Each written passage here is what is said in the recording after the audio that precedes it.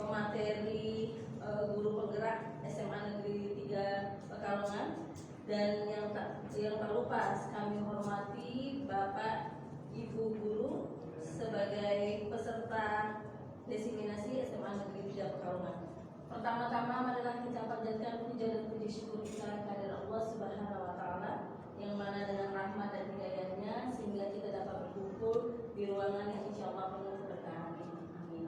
Salawat dan salam tak lupa kita haturkan kepada junjungan kita Nabi besar Muhammad SAW, yang mana telah mendobrak pintu kegelapan menuju pintu terang yang insya Allah kita alami pada saat ini.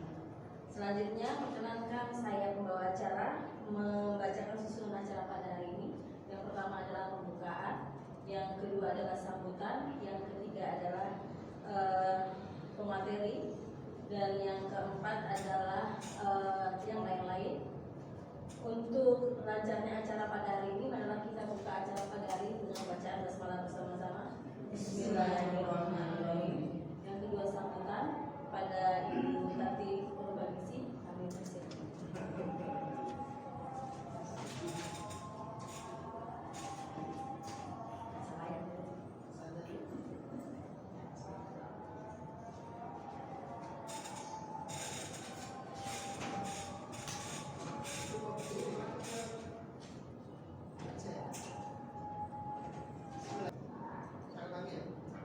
Bismillahirrahmanirrahim. Assalamualaikum warahmatullahi wabarakatuh.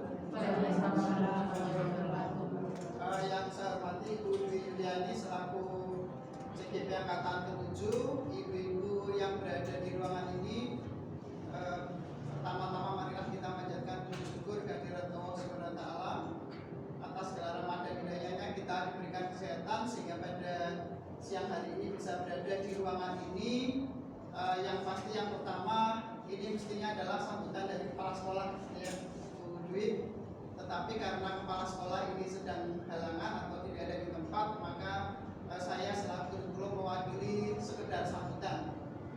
Yang pertama saya ucapkan selamat kepada Ibu Dwi yang telah melewati sekian waktu, sekian bulan sebagai guru penggerak, calon guru penggerak, sehingga sampai pada hari ini untuk melaksanakan diseminasi tentang budaya positif. Saya selaku kurikulum mengapresiasi bahwa di SMA 3 ini alhamdulillah sudah ada CGP dari angkatan 6, kemudian ada dari 7, mudah-mudahan ke depan ada lagi. Karena apa? Adanya guru penggerak ini merupakan kelebihan atau merupakan hal yang sangat baik untuk suatu sekolah, karena guru-guru penggerak ini adalah guru yang bisa menggerakkan, mengajak kepada teman-teman rekan-rekan guru untuk bisa lebih baik lagi, terutama dalam hal peningkatan khususnya peningkatan diri, kemudian yang akibat akhirnya adalah atau muaranya adalah untuk peningkatan siswa-siswa kita.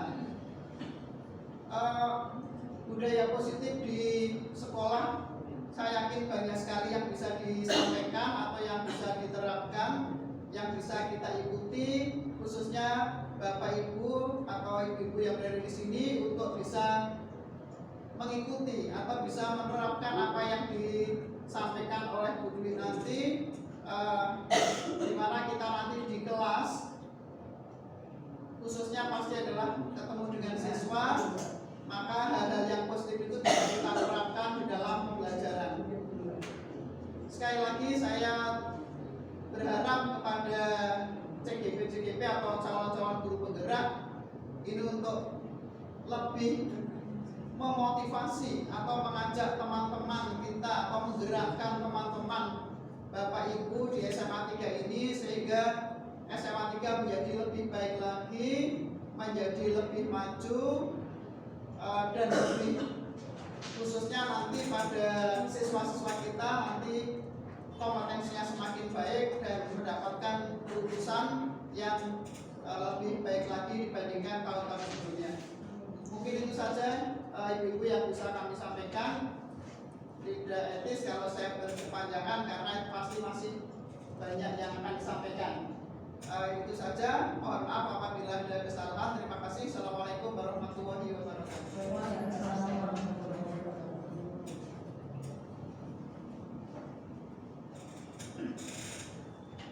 Terima kasih Bu Tati atas sambutannya. Tiba saatnya kita mendengarkan dan menyimak materi diseminasi dengan tema menularkan pemahaman dan berbagi pengalaman penerapan budaya positif oleh Bu Dwi Yuliani SPD. Pada beliau dipersilakan.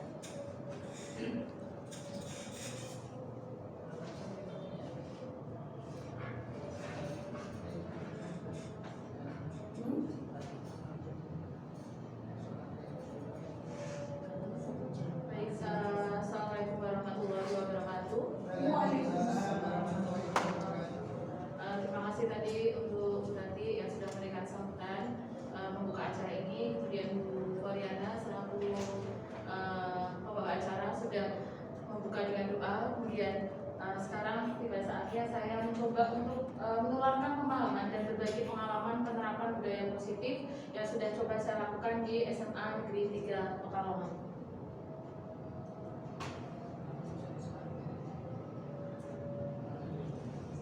Di sini saya hanya ingin membersamai, berkolaborasi, dan melakukan perbaikan dan perubahan menuju terciptanya disiplin positif pada lingkungan SMA Negeri 3 Pekalongan. Nah, awal mula saya masuk dalam CGP Angkatan 7 di konsep modul 1.4 budaya positif, ada beberapa materi baru yang sudah coba saya ikuti, kemudian saya pahami. Awalnya ada perubahan paradigma belajar.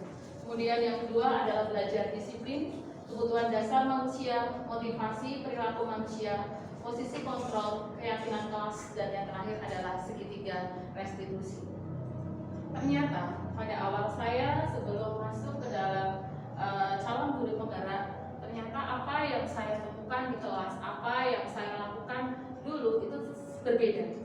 Ternyata setelah ada perubahan paradigma belajar dalam CGP, kita diajak untuk mencoba memahami siswa, kemudian mengetahui karakter siswa yang beraneka ragam, kemudian bagaimana kita bisa menuntun dan menjadikan siswa itu menjadi seorang pelajar sesuai dengan profil pelajar Pancasila, di mana memiliki keanekaragaman, berkebinekaan global, memiliki karakter yang berbeda. Nah, bagaimana kita seorang guru, saya khususnya seorang guru, mampu mengayomi siswa, kemudian memberikan perhatian siswa, dan nantinya pembelajaran itu akan lebih kondusif lagi di dalam kelas. Di situ hal ini sejalan dengan diwujudkannya profil pelajar Pancasila, pembelajaran lebih berfokus pada siswa, dengan guru hanya bertugas menuntun dan mengetahui kebutuhan siswa sesuai dengan tahap-tahap perkembangannya. Oke, saya lanjutkan. Masuk ke dalam disiplin positif.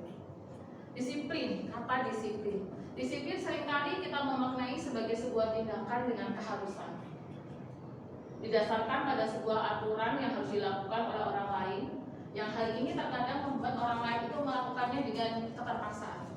Adanya aturan yang mengikat, sehingga bukan karena suatu kesadaran, tetapi karena ada aturan kita harus melakukan suatu keharusan dan keterpaksaan. Itu disiplin. Nah, hal ini tentulah tidak diinginkan oleh kita sebagai seorang pendidik dalam menerapkan perilaku disiplin kepada siswa. Disiplin positif merupakan suatu cara penerapan disiplin yang dapat kita terapkan kepada siswa, sehingga nantinya siswa dengan kesadaran sendiri melakukan apa yang sudah menjadi suatu keharusan dia, dengan kesadaran, bukan karena terpaksa, bukan karena tekanan, bukan karena maaf ada guru A, ada guru B. Nah, muncul dari sebuah kesadaran dari dalam diri siswa masing-masing.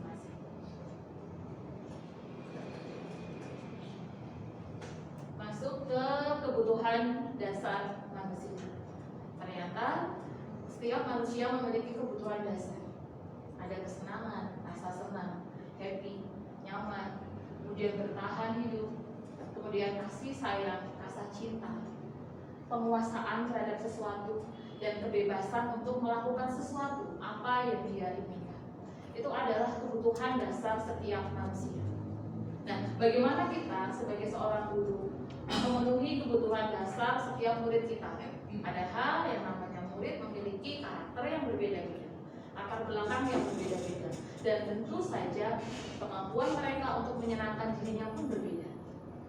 Kebebasan mengemukakan pendapat mereka, bagaimana sih biar kreativitas mereka terus bisa berjalan. Tidak ada tekanan dari kita, saya selaku pendidik tidak menekan, tetapi apa? Sekedar menuntut, memberikan gambaran ke depannya. Seperti apa sih harus langkah yang dia perbuat? Kasih sayang, tidak dengan hukuman, tidak dengan teguran, tetapi apa? Dengan kasih sayang dan pendekatan. Itu adalah kebutuhan dasar manusia. Selanjutnya, di paparan selanjutnya itu ada motivasi perilaku manusia. Motivasi perilaku manusia, disiplin seringkali kita maknai sebagai tindakan keharusan. Oke. Kemudian hal ini tentu saja tidak diinginkan oleh kita sebagai seorang pendidik dalam menerapkan perilaku disiplin. Disiplin positif adalah cara penerapannya, bagaimana sih memotivasi siswa agar bisa melakukan perilaku yang positif. Bagaimana caranya? Dengan cara memberikan motivasi, memberikan gambaran bagaimana sih disiplin itu bisa terjadi, bagaimana sih disiplin itu bisa terlampaui dengan adanya kesadaran dari masing-masing siswa itu sendiri. Konsep disiplin. Dulu saya sering melakukan hukuman terhadap siswa yang melakukan tindakan yang tidak sesuai dengan apa yang saya inginkan. Misalkan siswa melakukan tidak mengerjakan tugas, atau mungkin siswa tidur di dalam kelas. Hukuman. Konsep hukuman sering sekali berbeda dengan materi apa yang kita sampaikan. Contoh, misalkan siswa tidak mengerjakan mapel saya pendidikan PPKN, pendidikan Pancasila dan Kewarganegaraan, tidak mengerjakan tugas. Kemudian hukuman itu tidak sesuai dengan materi yang saya ajarkan, tetapi berupa fisik. Silahkan lari 10 kali. Itu dikatakan sebagai sebuah hukuman. Konsekuensi. Konsep konsekuensi penguatan yang dirasa hanya dengan jangka pendek. Diperlukannya adanya monitoring dan siswa menghormati sebuah peraturan. Penghargaan. Konsep pemberian suatu penghargaan kepada siswa karena telah melakukan suatu perbuatan positif. Seringkali tidak efektif adanya penghargaan. Tidak efektif karena akan mematikan kreativitas siswa. Siswa melakukan sesuatu karena diberi sesuatu oleh kita. Misalkan. Kemudian restitusi. Konsep restitusi menyebabkan siswa mampu bertanggung jawab terhadap perilakunya. Pada pemecahan permasalahan jangka panjang, adanya teori kontrol dalam diri serta siswa menjadi lebih bersemangat untuk memperbaiki diri. Ini adalah konsep disiplin yang awalnya ada hukuman. Konsep hukuman di situ cenderung menyakitkan, adanya ketakutan siswa terhadap mungkin sosok guru karena sering memberikan hukuman yang tidak sesuai dengan materi apa yang sudah diajarkan. Kemudian adanya konsekuensi, penghargaan yang akhirnya mematikan kreativitas siswa. Kemudian di restitusi ini. Restitusi ini adalah salah satu konsep yang mungkin lebih bisa menyelami bagaimana menciptakan siswa, menumbuhkan disiplin siswa dalam diri siswa itu sendiri. Adanya teori kontrol dalam dirinya sehingga siswa mampu masuk ke dalam kelompok yang sesuai dengan apa yang dia inginkan untuk memperbaiki diri.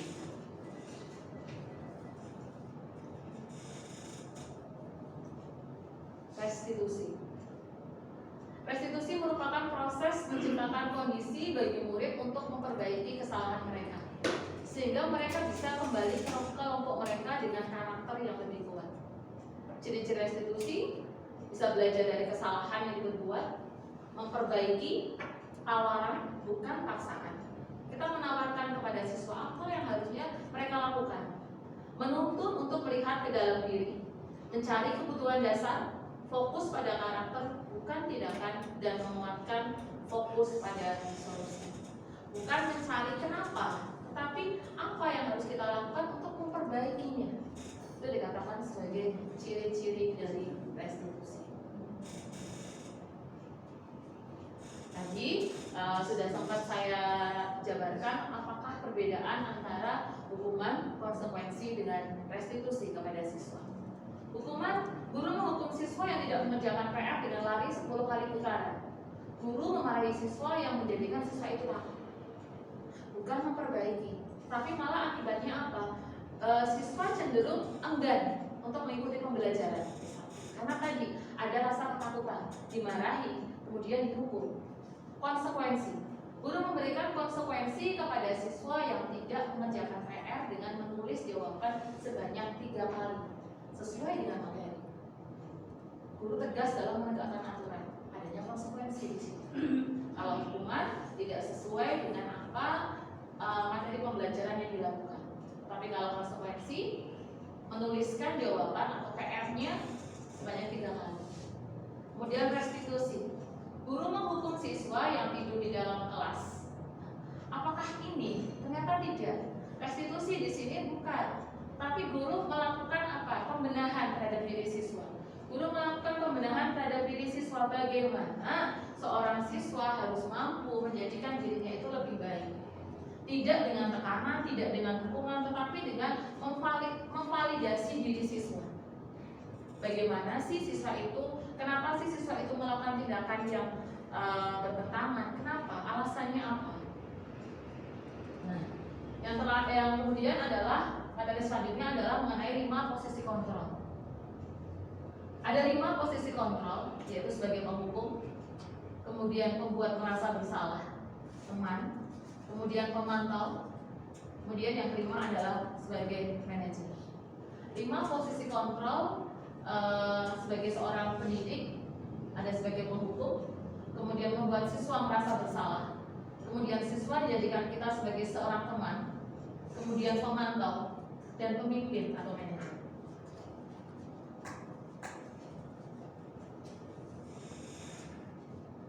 Ini adalah beberapa percakapan atau perkataan yang bisa kita terapkan dalam 5 posisi kontrol. Penghukum, kamu tahu kan kalau jam masuk adalah pukul 7.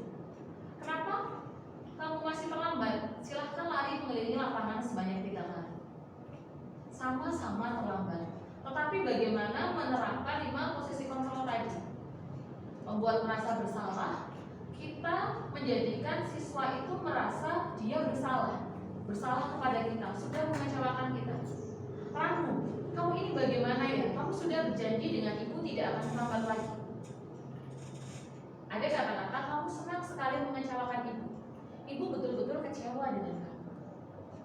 Sehingga dengan kata-kata tersebut si anak atau siswa menjadi merasa bersalah dengan apa yang sudah dilakukannya. Posisi sebagai teman menjadikan kita sebagai seorang pendidik lebih dekat dengan siswa.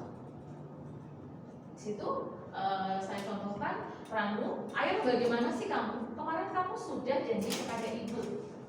Kenapa terlambat lagi? Ya sudah, tidak apa-apa. Duduk dulu sana, nanti ibu bantu. Dengan gestur yang lembut, dengan gestur yang seperti berbicara dengan teman, itu akan memberikan kedekatan kita kepada siswa. Pemantau. Lalu kamu sudah tahu kan aturan apa yang sudah kamu langgar? Berkaca kepada aturan. Karena di sini adalah posisi kontrolnya adalah sebagai pemantau. Apa yang harus kamu lakukan? Silakan temui konsekuensi dari pelanggaran yang sudah kamu buat. Adanya konsekuensi. Setelah anak itu melakukan suatu pelanggaran yang tidak sesuai dengan aturan, ada konsekuensinya. Pemantau mengingatkan harus memenuhi dari konsekuensi apa, peraturan apa yang sudah dilakukan.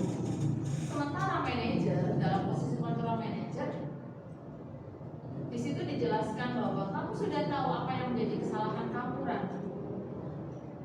Kira-kira apa yang bisa kamu lakukan untuk memperbaiki kesalahan kamu? Kita tidak berkontrak kepada kesalahan yang diperbuat, tetapi memberikan solusi. Solusi apa yang harusnya bisa dilakukan agar pelanggaran tadi tidak dilakukan lagi. Inilah 5 posisi kontrol yang bisa kita lakukan dalam pembelajaran. Dari kelima ini yang baik adalah sebagai seorang manajer, di mana adanya tidak mencari bahwa anak itu salah, tetapi di sini adalah siswa diminta untuk mengetahui apa sih sebetulnya kesalahannya. Bukan kita yang memberitahu kesalahannya, tetapi agar siswa mampu merenung kesalahan apa yang sudah dilakukan dan apa usaha yang bisa dilakukan oleh siswa untuk memperbaiki kesalahan yang sudah diperbuatnya. Sisi kontrol sebagai seorang manajer. Nah, keyakinan kelas. Keyakinan kelas merupakan salah satu disiplin positif yang bisa kita terapkan dalam membangun budaya positif di sekolah. Keyakinan kelas juga bisa kita terapkan di lingkungan kelas dengan memberikan seperti ini, pilihan kepada siswa. Kelas seperti apa yang kalian inginkan? Apa kesepakatan pembelajaran apa yang bisa kita lakukan dalam kelas ini? Sehingga nantinya apabila seorang siswa melakukan pelanggaran, dia sudah tahu, oh ternyata sudah melanggar keyakinan kelas yang saya buat. Pembentukan keyakinan kelas bersifat abstrak daripada peraturan. Pernyataannya universal, dibuat dalam bentuk positif, bukan kata tidak terlalu banyak agar mudah diingat. Kemudian diterapkan di lingkungan tersebut. Semua warga kelas berkontribusi. Kemudian meninjau keyakinan kelas dari waktu ke waktu.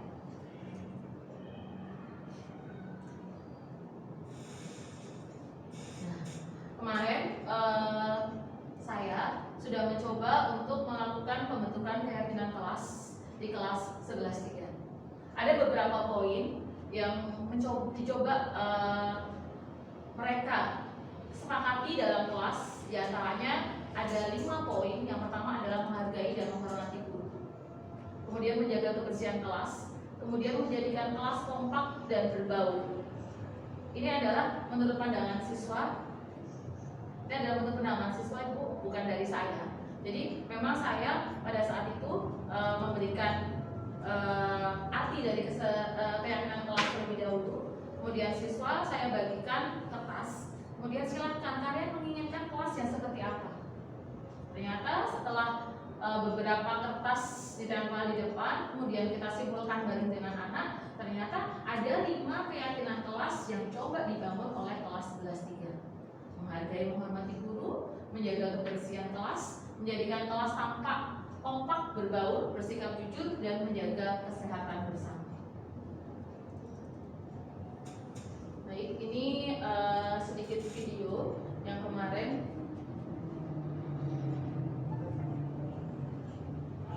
ini adalah proses dari pembentukan keyakinan kelas di kelas 11-3 yang coba saya lakukan.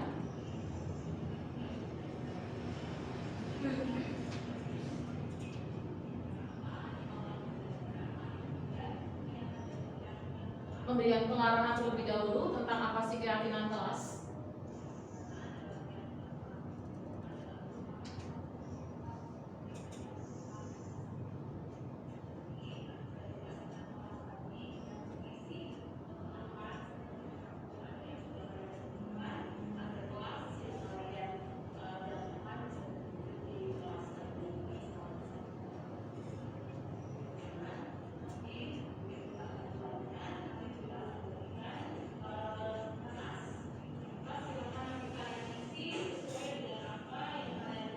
Di situ saya meminta untuk siswa mengisi sesuai dengan apa yang siswa harapkan, sesuai dengan keyakinan kelas di kelas 11-3.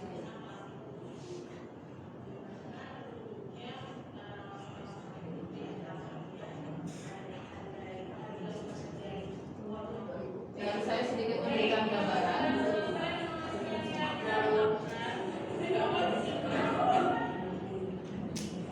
Siswa kemudian menempelkan hasil dari apa yang coba siswa gambarkan.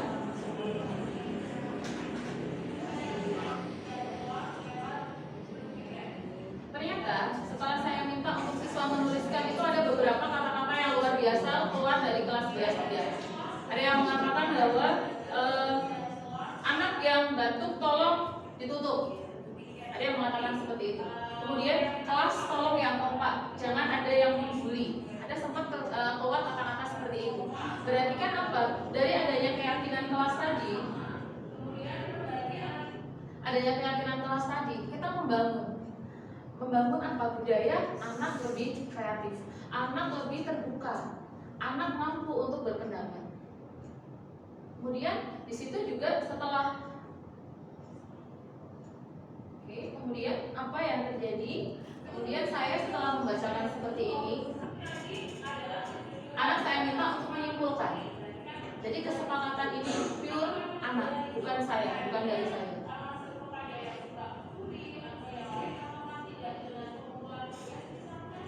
Kejujuran. Kemarin ada sempat anak yang mengatakan kejujuran itu pada saat mungkin ada yang kehilangan sesuatu di kelas itu. Tetapi saya masukkan, apakah misalkan kejujuran itu hanya pada saat kehilangan barang saja? Ternyata tidak.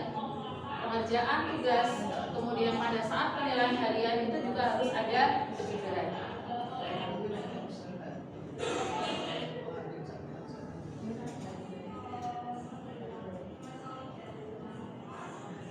Ini salah satu anak saya minta untuk maju ke depan untuk menyimpulkan.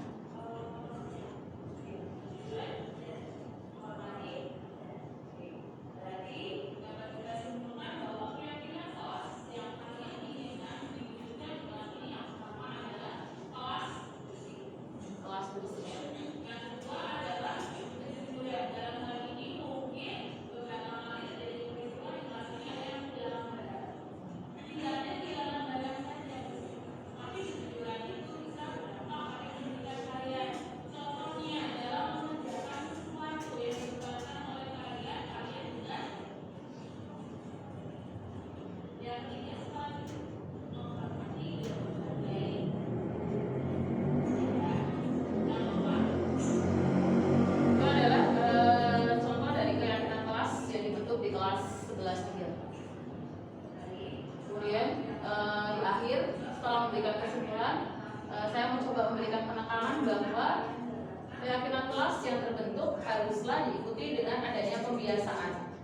Pembiasaan positif di dalam kelas, karena keyakinan kelas yang dibentuk oleh kelas 11.3 itu adalah hasil dari kesepakatan semua warga kelas.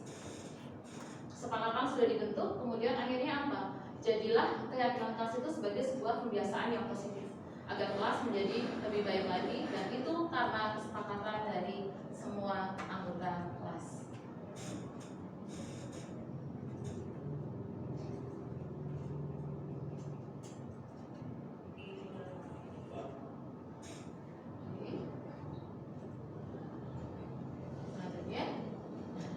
Segitiga restitusi. Ini adalah segitiga restitusi di mana saya memperlakukan siswa dengan mencoba menerapkan segitiga restitusi dalam setiap permasalahan yang terjadi pada siswa. Memvalidasi tindakan yang salah terlebih dahulu, menstabilkan identitas, kemudian menanyakan keyakinan kelas apa yang sudah kamu langgar, keyakinan kelas apa yang sudah dibentuk. Menstabilkan identitas dengan mengatakan kita akan melakukan hal terbaik yang bisa kita lakukan. Validasi tindakan yang salah, semua perilaku itu ada alasannya. Semua orang pernah melakukan suatu kesalahan, tetapi bagaimana caranya seseorang itu bisa melakukan perbaikan dalam dirinya. Kemudian menanyakan keyakinan kelas yang sudah dibentuk. Keyakinan kelas yang sudah dibentuk, kesepakatan kelas yang bisa dibentuk. Nah, ini adalah salah satu dari 3 unsur segitiga restitusi. Contoh penerapannya sedikit, coba saya tayangkan sebentar. Ada 2 kasus di sini.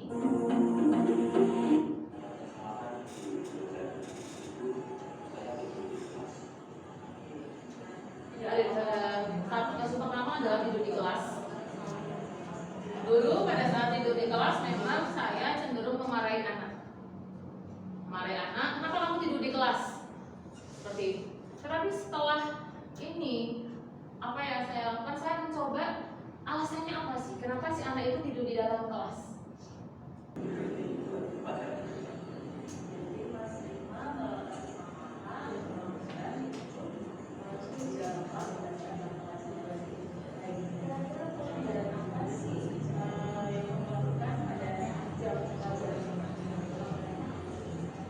Mencoba meyakinkan keyakinan kelas apa yang sudah dilanggar.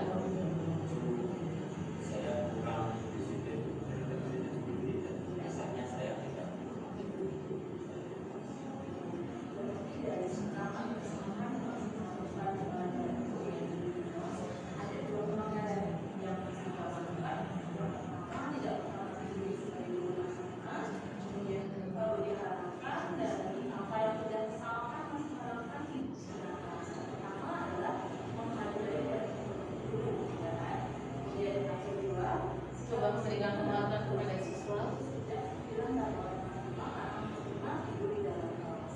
Tapi juga personalnya masih masuk dari mengakui kesalahan apa yang sudah dilakukan, kemudian sudah mengakui ada masa sudah melakukan aktivitas kebaikan di dalamnya, sehingga nantinya diharapkan dari apa yang sudah disalahkan masyarakat tidak masih mengulangi kembali dan maksimal menjadi pribadi dalam Nah, itu adalah salah satu contoh dari penerapan segitiga restitusi di mana tidak mencari kesalahan siswa tetapi mencoba membangun kesadaran siswa. Bagaimana dari kesalahan itu akhirnya menjadi pribadi yang lebih baik. Itu adalah contoh dari penerapan segitiga restitusi.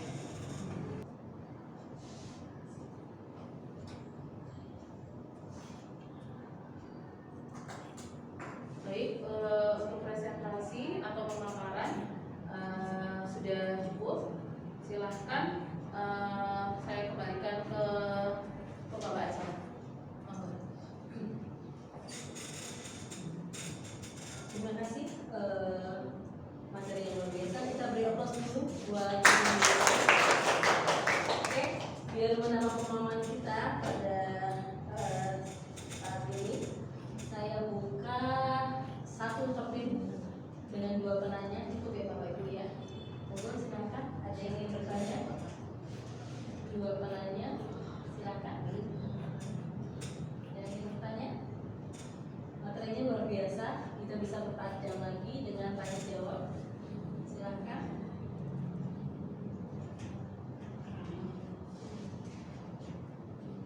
Ada? Ya, silakan. Dulu tadi, silakan. Terima kasih pada pembawa acara. Yang mau saya tanyakan, ini kan tadi tentang budaya positif ya, budaya positif yang disampaikan di dalam kelas. Terus hubungannya dengan tadi ada 5 sisi kontrol disampaikan, ada penghukum dan seterusnya, yang akhirnya mungkin bisa diperlihatkan lagi Bu.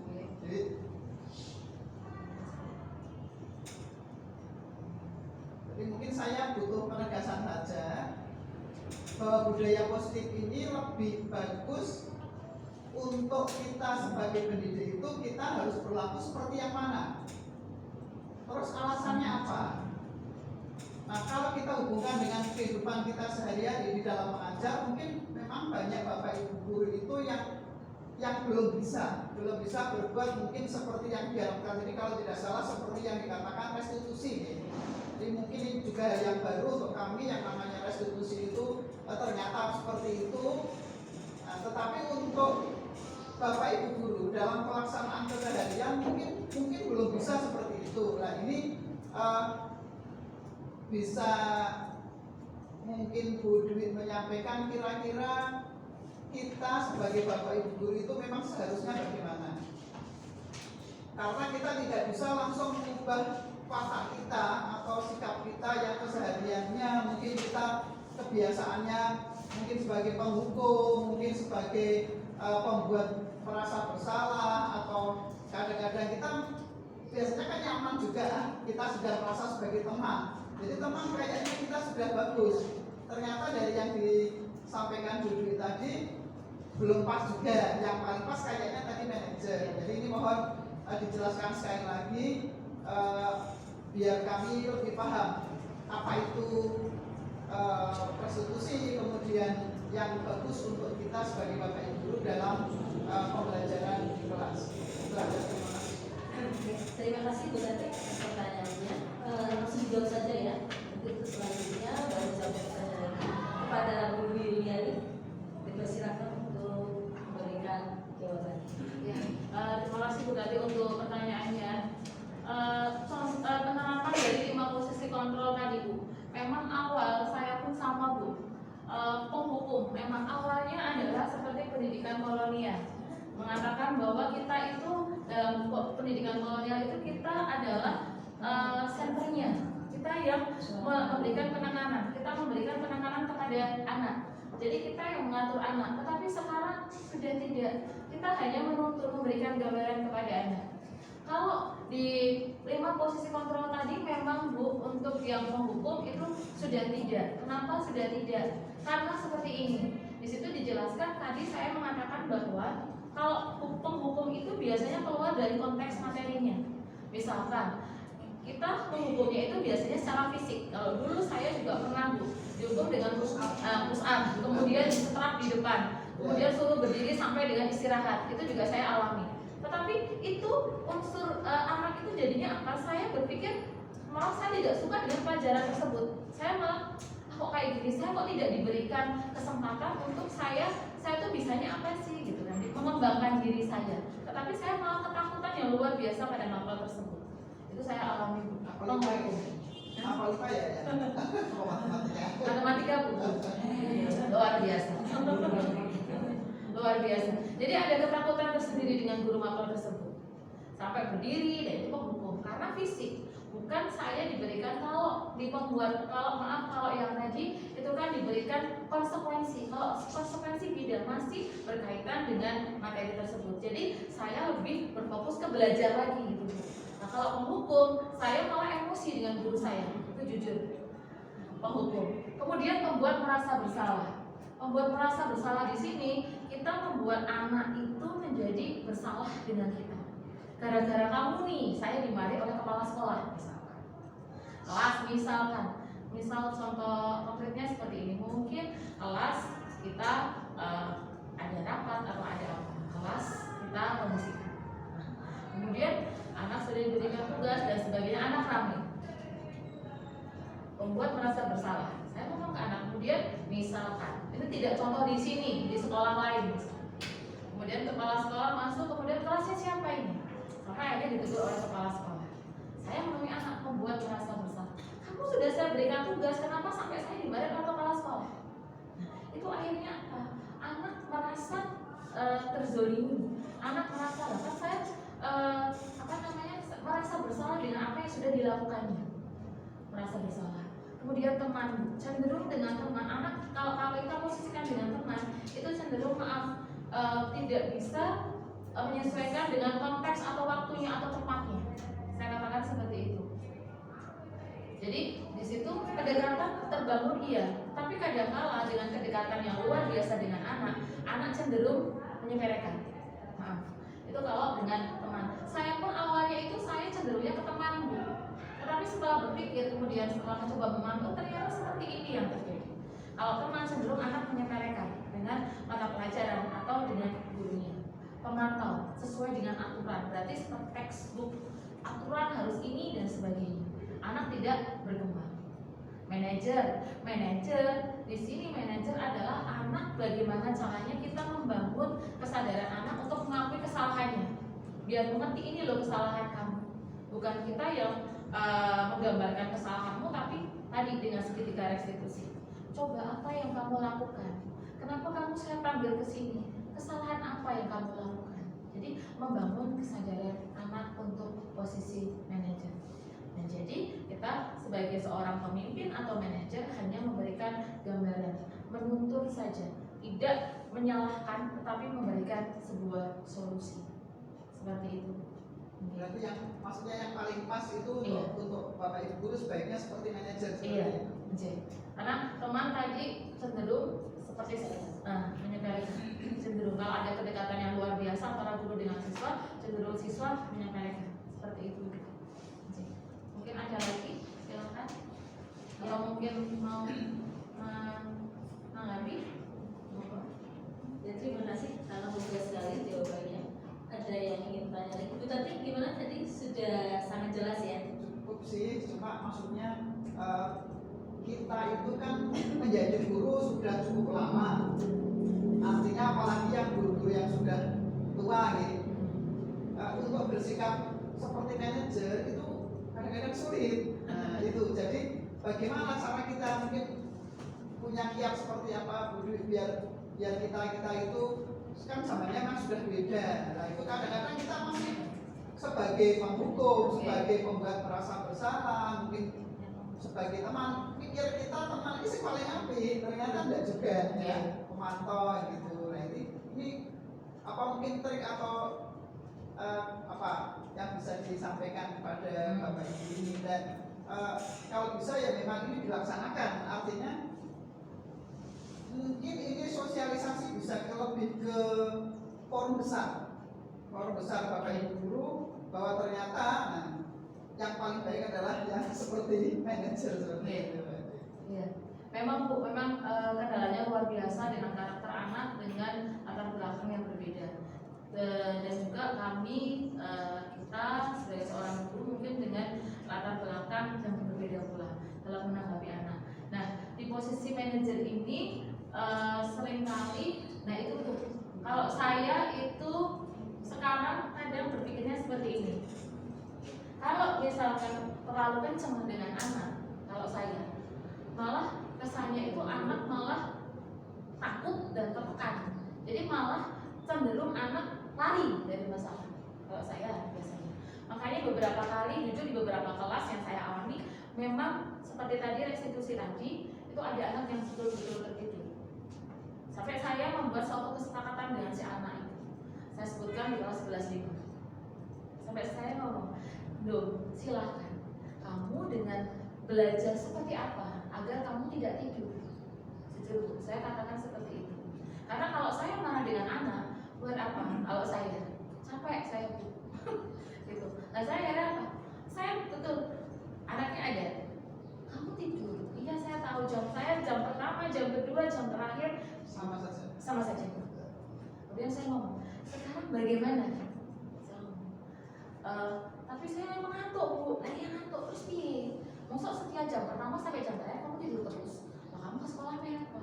Saya bilang gitu. Kemudian akhirnya, Bu, kalau saya di kelas diem aja saya ngantuk. Ya sudah, silahkan pada saat jam saya ngomong, saya pada saat jam saya saja silahkan kamu boleh keliling di dalam kelas, silahkan. Tapi dengan permasalahan satu, kamu tidak tidur. Bisa.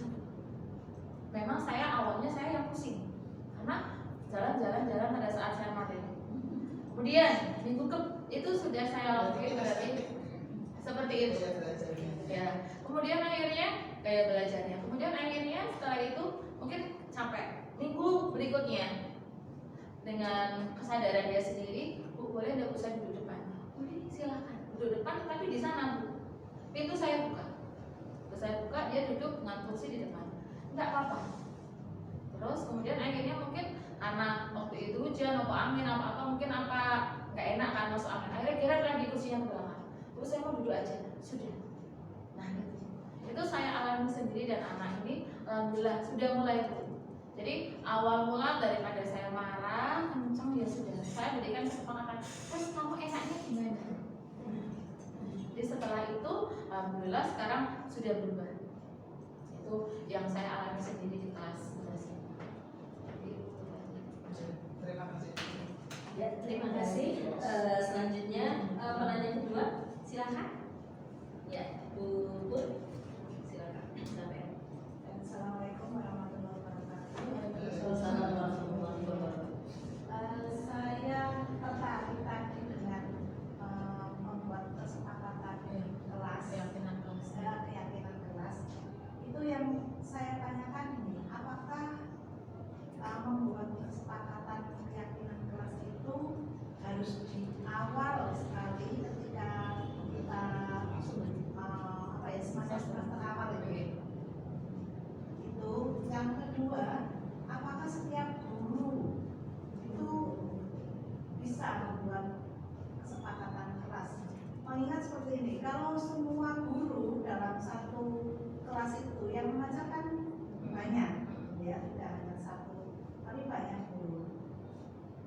Apa sebaiknya wali kelas saja di awal semester, wali kelas itu membuat kesepakatan dengan anak-anak tentang keyakinan kelas, nanti kelas itu mau dibuat seperti apa, mau dibawa kemana. Jadi saya tanya itu waktunya dan apakah setiap guru atau hanya wali kelas. Maksudnya yang tepat, karena nantinya kan itu dipasang gitu kan. akan dipasang sebagai pengingat anak bahwa mereka itu sudah melakukan kesepakatan seperti itu. Itu saja. Langsung saja, Bu Dewi. Oh iya. Bismillah, saya coba menjawab. Tadi untuk kesepakatan kelas, lebih baiknya memang Bu ya, untuk yang namanya kesepakatan atau keyakinan kelas itu dibuat di awal. Jadi sebelum kita mulai pembelajaran awal semester itu kita buat kesepakatan kelas terlebih dahulu. Jadi di awal kita sudah coba meminta anak untuk kelas ini mau dibawa kemana sih di 1 tahun ke depan, seperti itu. Karena awal kan kita bentuk anak itu seperti apa, sebagai sebuah dasar. Kalau di tengah-tengah itu kan, atau mungkin sudah beberapa kali pertemuan, itu anak cenderung apa ya, tidak ada keinginan di awal, tidak ada kesadaran untuk membentuk sebuah keyakinan kelas. Kemudian betul Bu, kalau memang keyakinan kelas itu di semua guru itu membuat keyakinan kelas, mungkin tempelan di kelas itu banyak.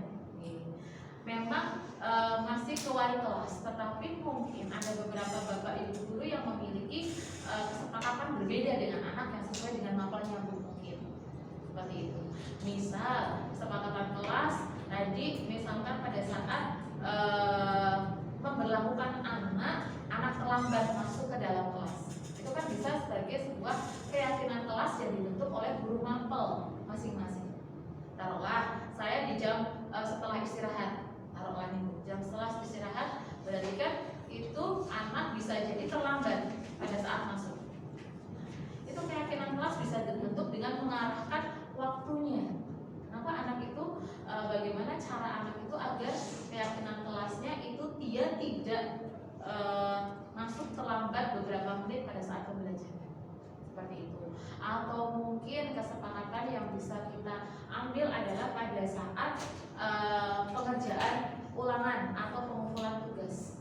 Itu bisa dijadikan sebagai sebuah landasan dalam pembuatan keyakinan atau kesepakatan kelas, seperti itu. Kalau tadi memang secara umum Bu, kalau tadi yang saya buat di kelas 11-3 memang secara umum, oke?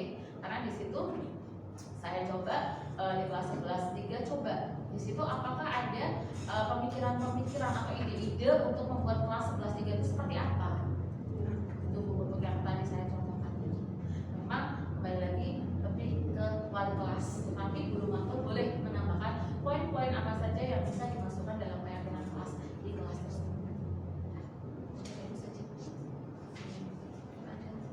Kalau begitu, kita sebagai yang mengarahkan, kan kita yang mengarahkan ya, kita yang mengarahkan itu lebih memperluas agar keyakinan kelas itu nanti tidak bertambah dengan kesepakatan oleh guru yang mengajar. Jadi kita bagaimana kita mengarahkan lebih luas dengan anak-anak agar mungkin tambahan-tambahan tadi mereka yang terlambat bagaimana, kita harus menguasai itu dulu mungkin. Mungkin seperti itu. Ya Bu, benar. Jadi memang di situ ada peran wali kelas dan juga ada peran dari guru mapel masing-masing. Intinya untuk keyakinan kelas adalah bukan guru atau wali kelas yang membentuk, tetapi dari keinginan anak dari masing-masing. Yang itu ya, jadi kita hanya mengarahkan saja, kita menyimpulkan saja. Dan tadi yang mencoba menuliskan beberapa keyakinan kelas yang diinginkan adalah anak sendiri. Seperti itu.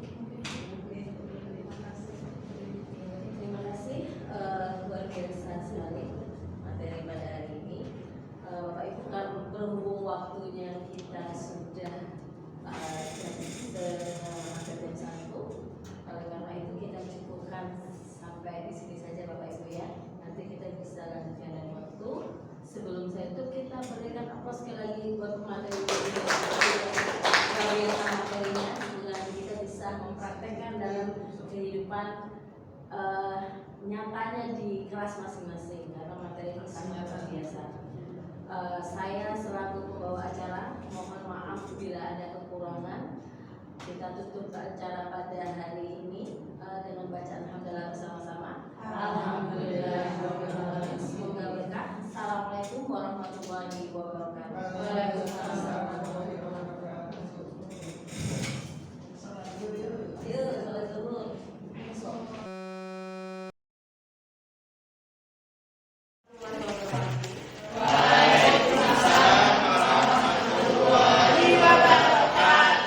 Untuk pembelajaran kali ini, sebelum kita mulai pembelajaran inti, alangkah baiknya kita membuat keyakinan kelas terlebih dahulu. Kenapa? Di awal pembelajaran, paling tidak dengan adanya keyakinan kelas, kalian bisa menciptakan sebuah kelas impian.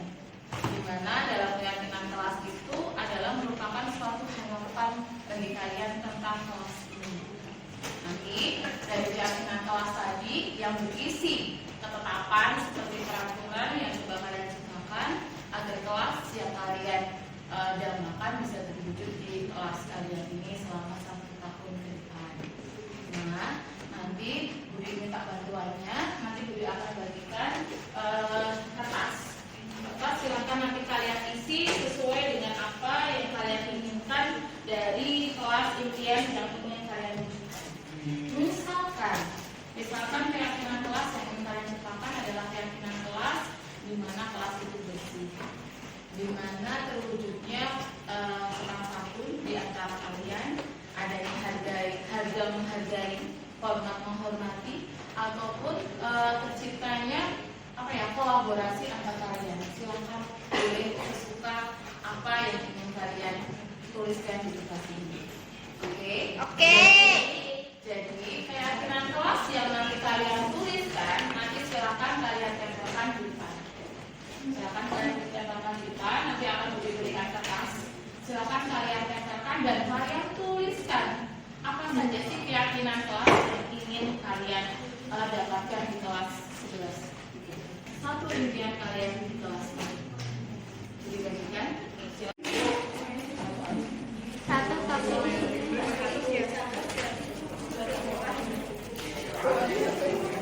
Silakan bisa tulis keyakinan kelas yang kamu ingin. Biru. Oh, yang warna biru. Kuning, pink, hijau. Positif di lingkungan sekolah kalian. Dampaknya itu, dapatnya itu. Karena ini keyakinan kelas itu kan terbentuk dari adanya kesepakatan kalian. Tidak dari gurunya, tidak, tetapi apa yang menjadi kelas impian kalian. Kalian mau kelas yang seperti apa? Kalian pengen kelas yang seperti apa? Tapi kelas yang kalian inginkan adalah positif, dalam hal positif.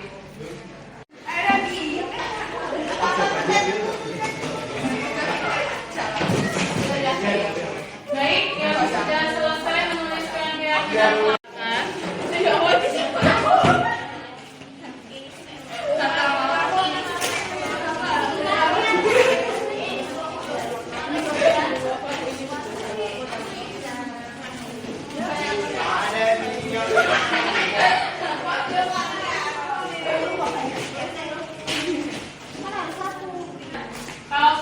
Kalau sudah kita coba baca satu persatu dari kesepakatan kelas. Kalian menginginkan kelas yang bagaimana sih? Yang pertama adalah semoga bisa berbaur dengan semuanya. Berarti tidak ada kesenjangan sosial. Tidak ada pilih-pilih dalam teman. Oke, semoga bisa berbaur dengan semuanya. Kemudian ada kelas bersih dengan menjaga kebersihan kelas lewat regu piket. Regu piket berarti keyakinan kelas yang coba kalian bentuk adalah mengenai kebersihan. Harus kompak sama bergaul, tidak memilih-milih teman sama, kemudian perbaiki attitude kepada guru maupun sesama. Tadi adalah kejujuran, jangan suka mencuri, berarti kan kejujuran di situ. Apakah kejujuran itu hanya masuk kepada yang suka mencuri atau yang lain, ataukah tidak dengan pengumpulan tugas misalkan dengan kejujuran? Bisa nggak pengumpulan tugas atau pengerjaan tugas atau pengerjaan dari ulangan harian bisa tidak dimasukkan ke dalam kejujuran? Bisa. Piket, kebersihan, kekompakan, saling tolong menolong.